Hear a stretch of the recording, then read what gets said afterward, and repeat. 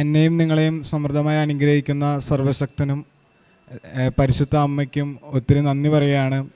എൻ്റെ പേര് ആദർശ്. എൻ്റെ വീട് എറണാകുളം ജില്ലയിലെ അങ്കമാലിയിലെ കിടങ്ങൂരിലാണ്. ഞാൻ ഇവിടെ ആദ്യമായിട്ട് വരുന്നത് എൻ്റെ മമ്മിയുടെ ചേച്ചിയുടെ ഒപ്പമാണ് കൃപാസനത്തിൽ ആദ്യമായിട്ട് വരുന്നത്. വരാനുള്ള കാരണം ഇതായിരുന്നു. ഞാൻ ജർമ്മൻ B2 പഠിച്ചുകൊണ്ടിരിക്കുകയായിരുന്നു എക്സാം പുറത്തോട്ട് പോകാനായിട്ട്. ഞാൻ ഈ പഠിക്കാൻ വേണ്ടി വന്നത് തന്നെ എനിക്ക് നല്ലൊരു ജോലി ഉണ്ടായിരുന്നു. ഈ ജോലി റിസൈൻ ചെയ്തിട്ടാണ് ഞാൻ ഈ ജർമ്മൻ പഠിച്ച് പിന്നെ ഹയർ സ്റ്റഡീസ് ചെയ്യാൻ തീരുമാനിച്ചത്. ഇങ്ങനെ ഒരു തീരുമാനം എടുത്തപ്പോൾ തന്നെ എൻ്റെ എല്ലാ ബന്ധുക്കളും എല്ലാ വീട്ടുകാരും എന്നെ ഭയങ്കരമായിട്ട് നെഗറ്റീവായിട്ട് എന്നെ തളർത്തിയിരുന്നു. പക്ഷേ എൻ്റെ കൂടെ ഉണ്ടായിരുന്ന മമ്മിയാണ്. അങ്ങനെ ഞാൻ ജർമ്മൻ പഠിക്കുകയും 3 മൊഡ്യൂൾ പാസ്സാവുകയും ചെയ്തു. ഓക്കെ, പോകാനായിട്ട് 4ാമത്തെ മൊഡ്യൂൾ ഞാൻ 2 പ്രാവശ്യം എഴുതിയിട്ടും എനിക്ക് പാസ്സാവുകയുണ്ടായിരുന്നില്ല. വളരെ കുറഞ്ഞ മാർക്ക് തന്നെയാണ് കിട്ടിയിരുന്നത്. അങ്ങനെ ഇരിക്കെ ഞാൻ ഡൽഹിയിൽ എക്സാം എഴുതിയതിന് ശേഷമാണ് ഇവിടെ കൃപാസനത്തിൽ വരുന്നത്. വന്നപ്പോൾ തന്നെ ഉടമ്പടി എടുക്കണമെന്നൊരു ആഗ്രഹം ഉണ്ടായിരുന്നില്ല. പക്ഷേ ഇവിടെ വിശുദ്ധ കുർബാനയും അതിനുശേഷം ഇവിടെ ഉണ്ടായിരുന്ന സാക്ഷിയെല്ലാം കേട്ട് കഴിഞ്ഞപ്പോൾ എൻ്റെ ജീവിതത്തിലും ഒരു മാറ്റം എനിക്ക് ആവശ്യമുണ്ടെന്ന് എനിക്ക് മനസ്സിലായി. അങ്ങനെയാണ് ഞാൻ ഉടമ്പടി ക്ലാസ്സിലോട്ട് പോയിരുന്നതും ഉടമ്പടി എടുക്കുന്നതും. ഓക്കെ, ഉടമ്പടി എടുത്തതിന് ശേഷം ഞാൻ മാതാവിനോട് പറഞ്ഞ ഒരു പ്രത്യേക കാര്യമെന്ന് വെച്ച് കഴിഞ്ഞാൽ എൻ്റെ എക്സാം എനിക്ക് പാസ്സാവണം എന്നുള്ളതായിരുന്നു. അങ്ങനെ ഞാൻ ഡൽഹിയിൽ എക്സാമിന് ഡേറ്റ് എടുത്തതിന് കൂടെ തന്നെ ഞാൻ വേറൊരു സ്ഥലത്തും ഡേറ്റ് എടുത്തിട്ടുണ്ടായിരുന്നു. പക്ഷേ എക്സാം എഴുതിയിട്ടുണ്ടായിരുന്നില്ല. കാരണം ഞാൻ ഡൽഹിയിൽ എഴുതിയ എക്സാം എനിക്ക് വളരെ പാടായിരുന്നു. പോരാത്തതിന് പാതി വെച്ച് എൻ്റെ അടുത്ത് എക്സാമിനർ പറഞ്ഞു നിർത്തിക്കോളാനും പറഞ്ഞു. കൂടെ ഉണ്ടായിരുന്ന ആൾക്കാണെങ്കിൽ കണ്ണിക്കേട് കാരണം അവർ നമ്മൾ എഴുതിയ പേപ്പറൊന്നും നോക്കുന്ന പോലും ഒന്നും ഉണ്ടായിരുന്നില്ല. അപ്പോൾ ഇത് കാരണം കൊണ്ട് എനിക്കറിയായിരുന്നു എല്ലാ പ്രാവശ്യത്തെയും മാതിരി ഈ 3ാമത്തെ പ്രാവശ്യവും ഞാൻ പരീക്ഷ തോൽക്കുമെന്ന് തന്നെയായിരുന്നു.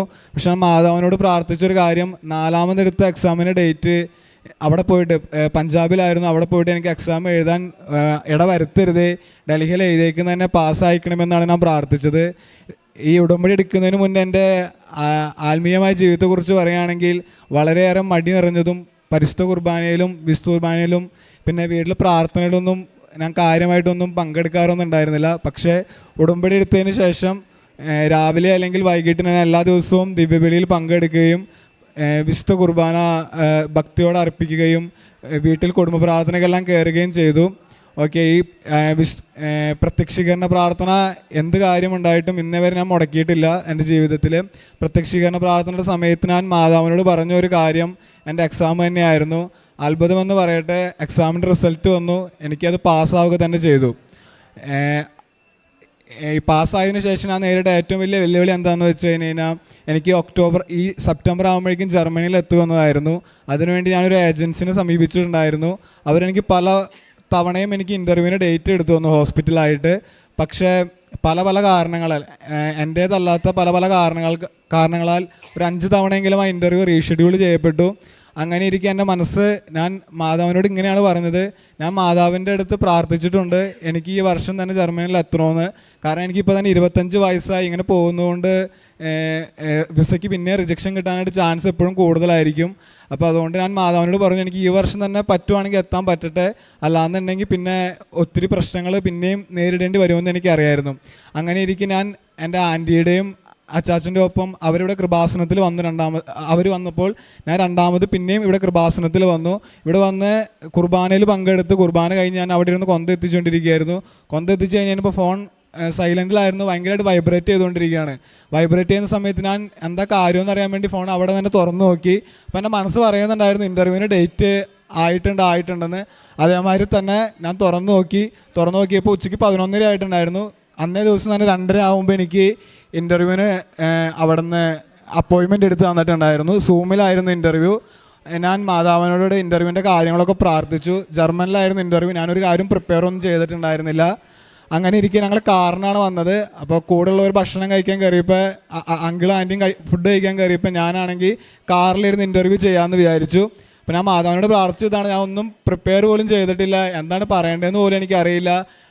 ഫോണിൽ നെറ്റ് കിട്ടുമെന്ന് പോലും അറിയത്തില്ല. അങ്ങനെ ഇരിക്കെ ഞാൻ ഒരു ഹോട്ടലിൻ്റെ സൈഡിൽ കാർ ഇടുകയും ഞാൻ സൂമിൽ ഇൻ്റർവ്യൂവിന് കയറുകയും ചെയ്തു. അപ്പോൾ കാറിൽ ഇരിക്കുന്നത് കണ്ടപ്പോൾ തന്നെ എൻ്റെ അടുത്ത് ഇൻ്റർവ്യൂവർ ചോദിച്ചു, എന്താണ് നീ കാറിലിരിക്കുന്നത്, ഇൻ്റർവ്യൂവിൻ്റെ ആരും അറിയത്തില്ലായിരുന്നു എന്ന് ചോദിച്ചു.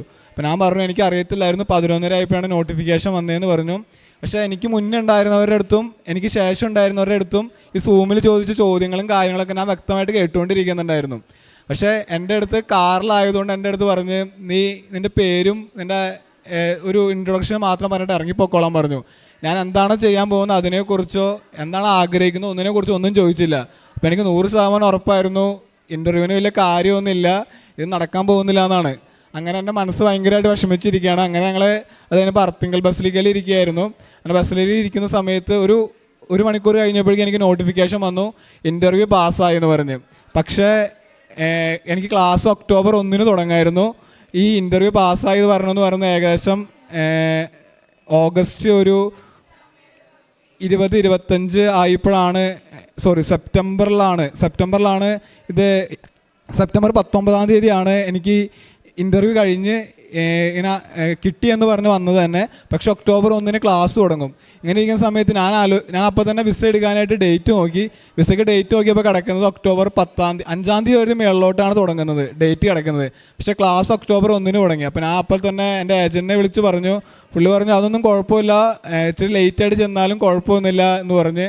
പക്ഷേ ഈ വിസയ്ക്ക് വെക്കാനായിട്ട് കുറേ പേപ്പറും കാര്യങ്ങളൊക്കെ അത്യാവശ്യമായിട്ട് വേണ്ടതാണ്. പക്ഷെ എൻ്റെ അപ്പോഴും എന്നെ അത്ഭുതപ്പെടുത്തിയ കാര്യമെന്ന് പറഞ്ഞാൽ എൻ്റെ കൂടെ ഉണ്ടായിരുന്നവർക്ക് ഇൻ്റർവ്യൂ നടത്തിയിട്ട് 2 മാസമായിട്ട് ഇൻ്റർവ്യൂ കഴിഞ്ഞിരുന്നവർക്ക് പോലും ഒരു കോൺട്രാക്റ്റ് ഒന്നും വന്നില്ല.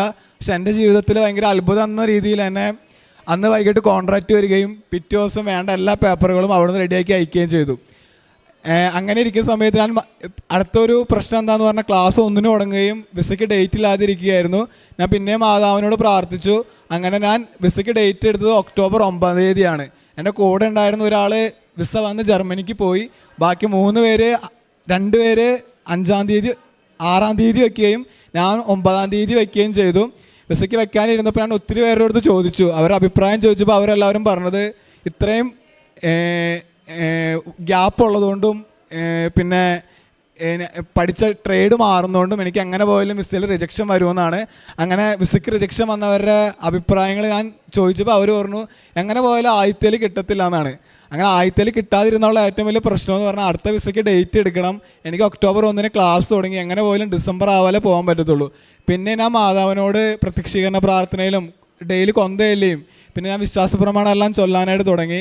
അങ്ങനെ പ്രാർത്ഥിച്ചു, വിസയ്ക്ക് കൊണ്ടുപോയി വെച്ചു. എനിക്ക് വെക്കുമ്പോൾ തന്നെ എൻ്റെ മനസ്സ് പറഞ്ഞായിരുന്നു ഇത് റിജക്ഷനാണ് വരാൻ പോകുന്നത് എൻ്റെ മനസ്സ് പറയുന്നുണ്ടായിരുന്നു. പക്ഷേ എല്ലാവരും എനിക്ക് വേണ്ടി പ്രാർത്ഥിക്കുകയും വീട്ടിലുള്ള എല്ലാവരും തന്നെ ഒത്തിരി പ്രാർത്ഥിക്കുകയൊക്കെ ചെയ്തു. അങ്ങനെ ഇന്നലെ വിസ വന്നു. വിസ അവിടുന്ന് ഡിസ്പാച്ച് ആയെന്ന് പറഞ്ഞപ്പോൾ തുടങ്ങി എനിക്ക് ടെൻഷനായി, എന്താവും, കാരണം കൂടെയുള്ള ഒരാളുടെ വിസ വന്നിട്ടില്ല, ഒരാൾക്ക് വിസ വന്നു എന്നായി. അങ്ങനെയൊക്കെ തന്നെ എൻ്റെ മനസ്സ് ഭയങ്കരമായിട്ട് ടെൻഷൻ കൊണ്ട് വിറയ്ക്കാനൊക്കെ തുടങ്ങി. എനിക്ക് ടെൻഷൻ വന്ന് തന്നെ കൈയും കാലും ഭയങ്കരമായിട്ട് വിറയ്ക്കും. അങ്ങനെ വിറയ്ക്കാനൊക്കെ തുടങ്ങി. അങ്ങനെ ഇന്നലെ ഉച്ചയായപ്പോൾ ഞാൻ ആരോടും പറഞ്ഞില്ല, മമ്മിയുടെ അടുത്ത് മാത്രമേ പറഞ്ഞുള്ളൂ. ഞാൻ ജർമ്മനി സ്ഥലത്ത് പഠിപ്പിക്കുന്നുണ്ടായിരുന്നു. അവിടെ ഇന്നലെ എന്നെ ജോലി നിർത്താനായിട്ട് ഓൾറെഡി തീരുമാനം എടുത്തിട്ടുണ്ടായിരുന്നു. അപ്പോൾ ആരുടെ അടുത്തും പറയാതെ ഉച്ചയ്ക്ക് ഞാൻ നമ്മുടെ കൊറിയർ ഓഫീസിലോട്ട് പോയി. അവർ പറഞ്ഞു വീട്ടിൽ കൊണ്ടുവന്ന് തരാമെന്ന് പറഞ്ഞു. ഞാൻ വേണ്ടാന്ന് പറഞ്ഞു, അവിടെ വന്ന് മേടിക്കാമെന്ന് പറഞ്ഞു. അങ്ങനെ പോയിട്ട് വിസ അവിടെ പോയി കളക്ട് ചെയ്യുകയും ഞാൻ ഒരു പള്ളിയിൽ പോയിട്ടാണ് തുറന്നത്. എനിക്ക് ഭയങ്കര ടെൻഷൻ കാരണം കൊണ്ട് ഞാനൊരു പള്ളിയിലാണ്, വീടിൻ്റെ അടുത്തുള്ളൊരു പള്ളിയിൽ പോയിട്ടാണ് തുറന്നപ്പോൾ തന്നെ അത്ഭുതം എന്ന് പറയട്ടെ, എനിക്കിതിന് മുന്നുണ്ടായിരുന്ന വിസയ്ക്ക് കൊടുത്ത എല്ലാവർക്കും എനിക്കറിയാവുന്ന കുറേ പേർക്ക് റിജക്ഷൻ ഉണ്ടായിരുന്നു. പക്ഷേ എൻ്റെ ജീവിതത്തിൽ വലിയൊരു അത്ഭുതം തന്നെയാണ് സംഭവിച്ചത്. അതിന് ഞാൻ കൃപാസന മാതാവിനോടും സർശക്തനായ ദൈവത്തോടും നന്ദി പറയുകയാണ്. അപ്രൂവലായിട്ടുള്ള വിസ തന്നെ വന്നു. അപ്പോൾ ഞാൻ മാതാവിനോട് പറഞ്ഞൊരു കാര്യം ഉണ്ടായിരുന്നു, വിസ വന്നു കഴിഞ്ഞ് കഴിഞ്ഞാൽ പിറ്റേ ദിവസം ഞാൻ ഇവിടെ വന്ന് സാക്ഷ്യം പറഞ്ഞോളാന്ന്.